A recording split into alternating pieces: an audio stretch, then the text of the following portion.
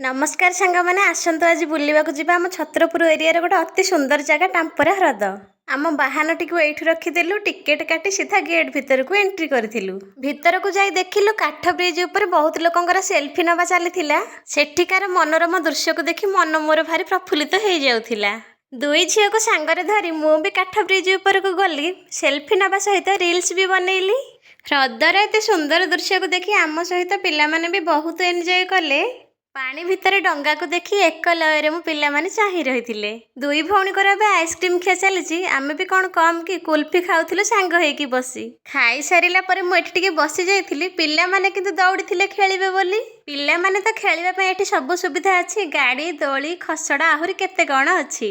ଜଣା ପଡ଼ିଲାନି ବୁଲାବୁଲି କରୁ କରୁ କେତେବେଳେ 4ଟାରୁ 7ଟା ବାଜିଗଲା। ସନ୍ଧ୍ୟାରେ ଲାଇଟ୍ ସବୁ ଲାଗିଲା ପରେ ପରିବେଶଟି ଆହୁରି ଝଲସି ଉଠିଥିଲା। ଲାଇକ୍, କମେଣ୍ଟ, ସବସ୍କ୍ରାଇବ୍ ନିହାତି ଭାବରେ କରିବା ମୋର ଅନୁରୋଧ ରହିଲା।